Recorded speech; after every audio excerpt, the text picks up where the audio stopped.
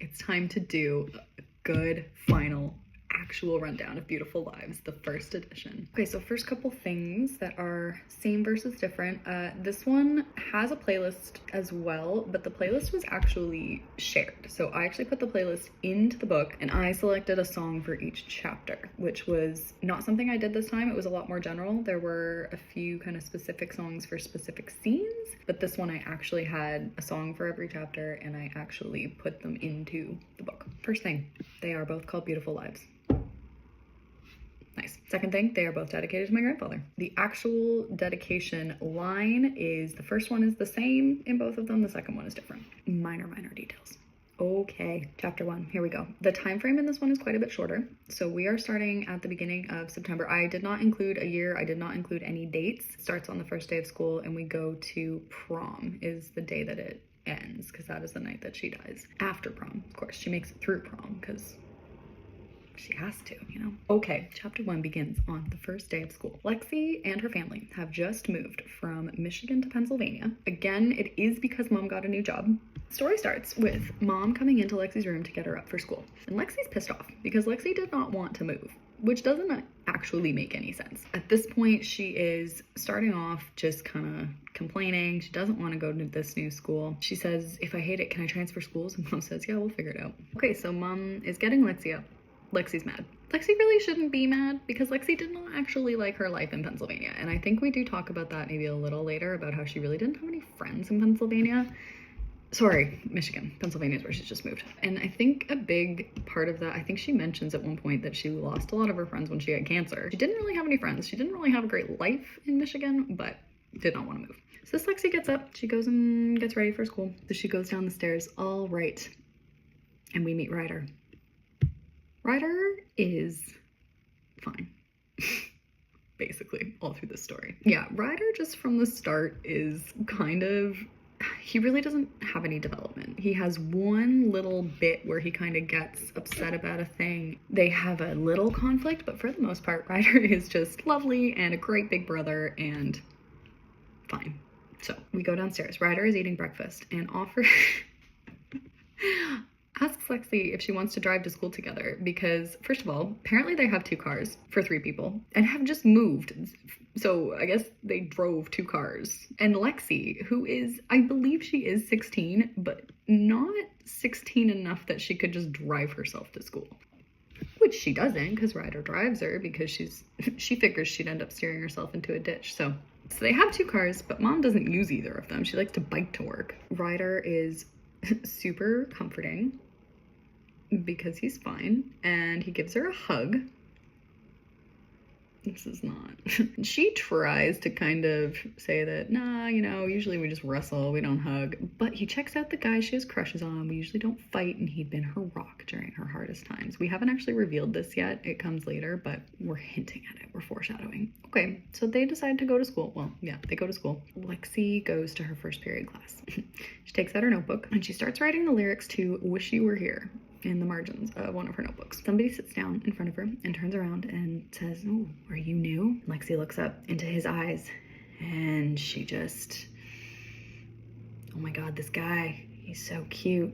Her heart starts beating and he kind of looks at her notebook and oh, Pink Floyd, yeah, I love that song. This is Nate, everybody.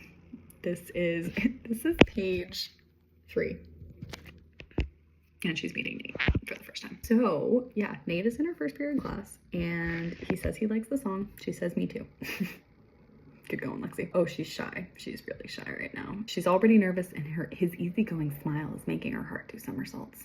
And there really is no reason, I find. I mean, there is the music connection. There is still all of that, but they don't have any build up, and the whole reason why she likes him at the start, she doesn't even know that he plays guitar at this point. They like the same song, sure, great, but he's cute, and that's kind of where it ends. He then asks where she's from and what her name is, and we do names. Teacher walks in, and that's it. So that is the meeting of Nate. Next scene, Lexi is late because she doesn't really know where to go. She's kind of overwhelmed and she gets to her next class almost late and she sits down beside a girl named Maya.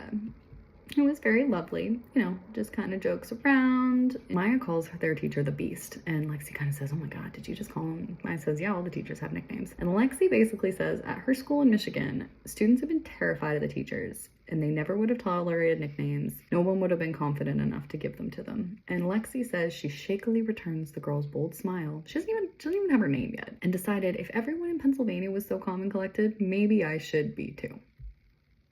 Full stop. That is Lexi's character development, basically. That feels not quite right. I mean, that is not Lexi, right? Lexi's not a, everybody else is pretty chill. Yeah, cool. I'm on board. That's it. Maya is sick of everyone at the school, glad to have a new face. She is gorgeous, and Lexi figures most of the guys must be after her. Maya says, so Michigan, what's your story? Lexi says, don't have one.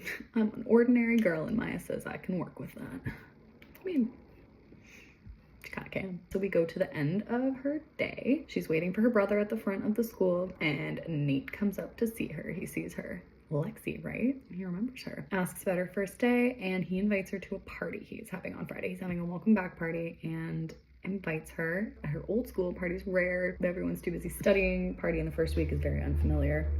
She's saying this like she has been to parties before. Yeah, I don't know. Just kind of based on her character, I don't really see like that would be something she would have done a lot of, but Nate gives her his address, but she doesn't have a piece of paper, and so he reaches out and he grabs her arm and he writes his address on her arm, and they touch. Oh my God, he touches her wrist. Wow. Okay, so that's their moment. I'd only been there a day. Cute boy had invited me to his party. Maybe Pennsylvania wouldn't be as bad as I thought. ... Just a trail off. Ryder gets there, and Ryder teases her about it, and Ryder's fine. He's just fine. Oh, and she gets home and gets a Facebook friend request from Nate with a picture of him at a party with a couple other guys I didn't recognize. I'm assuming that is, we'll meet them soon. She's still quite a keener in this version. There's no IB. The school really isn't a big deal, but she mentions that she's a perfectionist and she starts working on her assignments. Mom gets home, asks how it went. Lexi tells her everything and gets super excited about the day. And then Mom says, oh, I'm glad. I told you I'd love it here. And Lexi just goes, well, I never said I loved it. Just that it wasn't as bad as I thought it would be. What do you mean you don't love it? You got a cute boy, you got a new best friend, you're going to a party. Calm the hell down. Okay, next morning, she is feeling good. She gets ready for school, tries to leave really early. Ryder comes up to her and basically says, where are you going? She says, I'm going to school. He said, it doesn't start for an hour. Once you get there early and look around, he says, does that have anything to do with the boy? Gave you his address yesterday? And Lexi says, oh, Ryder knows me way too well because he's really, Ryder is fine. So of course he knows her quite well. Oh, and he offers to drive her. It's so nice of him. And she says, no, I can drive myself because yeah, at 16, absolutely you can. He says, you're a changed woman, Lexi. Yeah, whatever. So Lexi goes back to school, looking for Nate. I was ready to become the confident girl I'd always dreamed of. You go, Lexi, honestly. It only took me to page 8. So she gets to school, clearly is looking for Nate, but we do not find Nate. She wanders, she finds a back hallway, and in the back hallway, she finds a Sebastian. And he is sitting playing guitar. And so she stands there and she watches him playing guitar and singing. So she's the stalker here. After a few minutes, she's bordering on creepy, which, yes, you really are. And when she tries to walk away, he hears her and looks at her and, how long have you been standing there? He asks, and she says, long enough to know you're really good, which is nice. You know, that's nice, but also creepy. They talk, they introduce themselves. He asks if she plays. She says yes, and so he makes her play. So she plays and sings for him, no hesitation. Plays an original song for him, and he says that she's good. She says, nah, you know, not as good as you, love to make something of it. And he kind of saying, you know, oh, you could go places. And then he says that he is in a band and she can come play with them if she wants to. She can come jam with them. So that is the extent of her joining the band in this one, is that they know she plays. And I used the wrong it's. Damn, Kate, not good. So she'll go jam with them occasionally, but she is never in the band. There's never any kind of performance and nothing like that. But the band does exist, and it is still made up of the same 4 boys. So we've got Toby, Adam, Nate, and Sebastian. And as soon as he says Nate's name, Lexi goes, wait a minute, Nate? Sebastian goes, oh, you've met him? And Lexi says that she's going to his party. Sebastian's really excited. She says she can't wait, and immediately he says, oh, you like Nate? She says, no, no, of course I don't. I just met him. Oh, your face is red. Yes, you do. And then Lexi says, even if I did, I just met you too. I'm not gonna tell you about my life. And Sebastian responds with, oh, give it a few days, he says. I guarantee you by the end of the year, you'll be telling me everything. I can just tell you're gonna love me.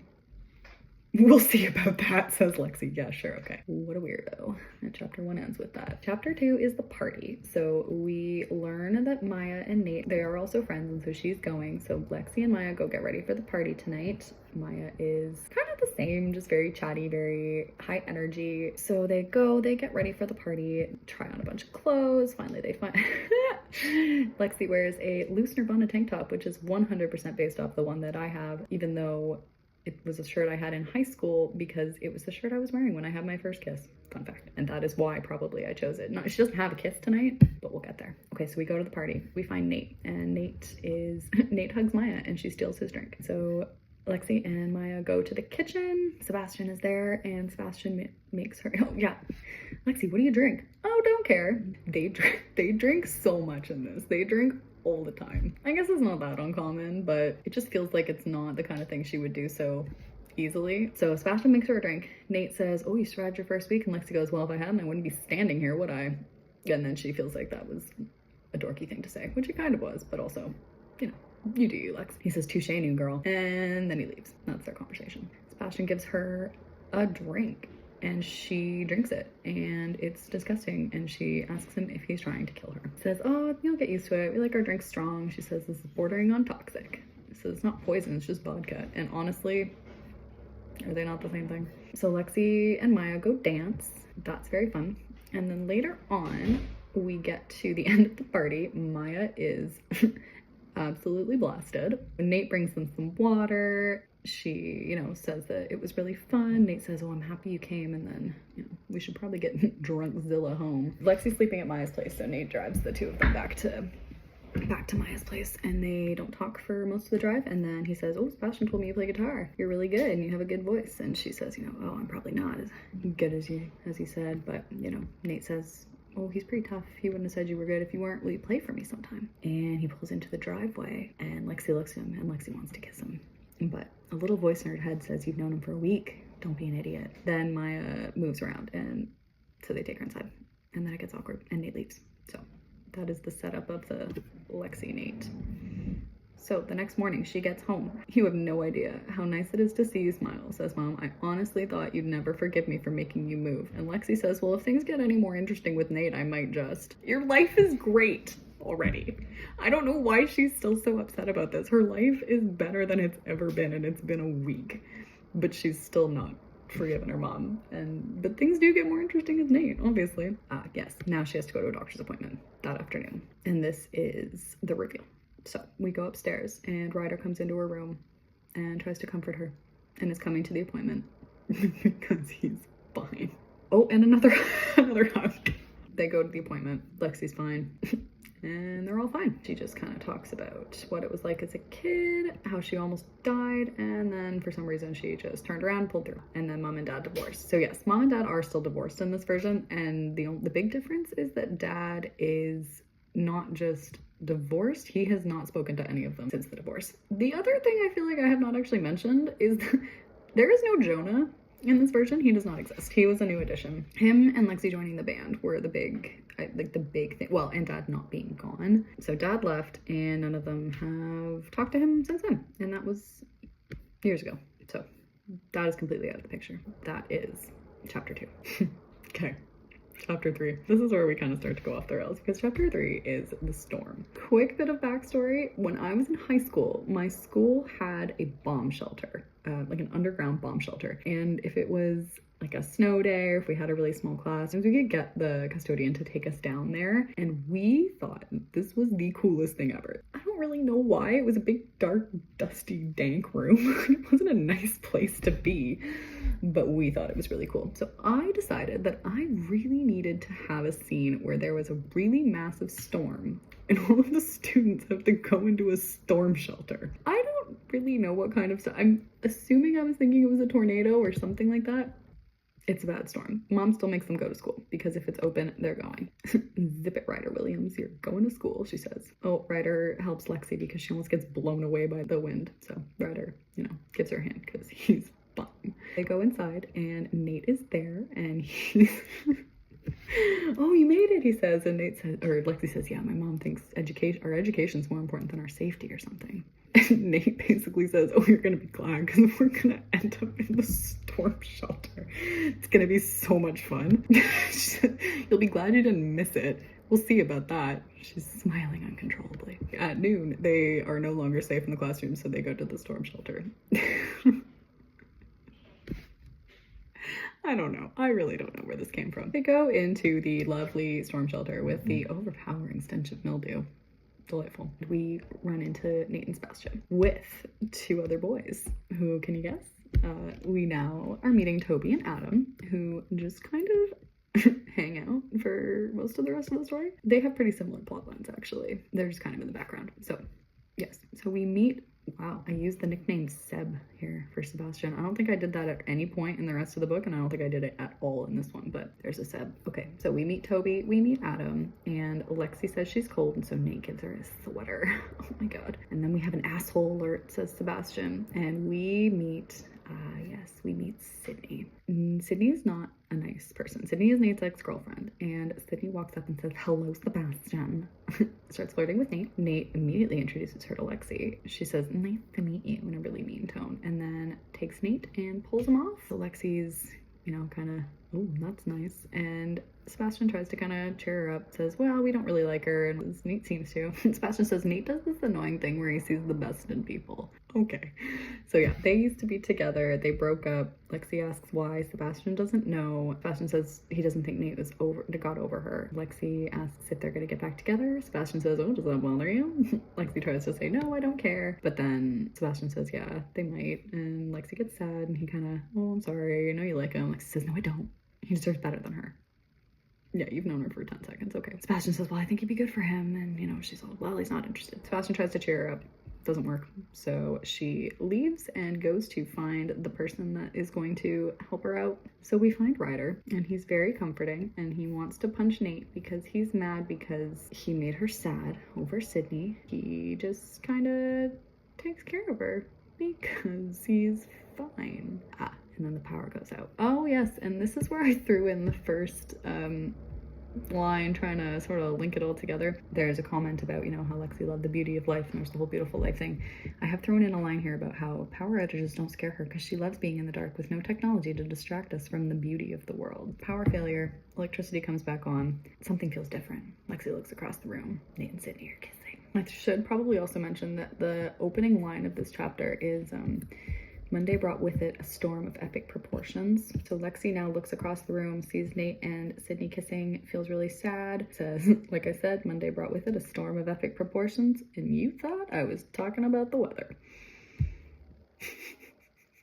We're gonna stop. I'm gonna return to this tomorrow. We are at chapter 4, and we are gonna go on the rest of the ride tomorrow.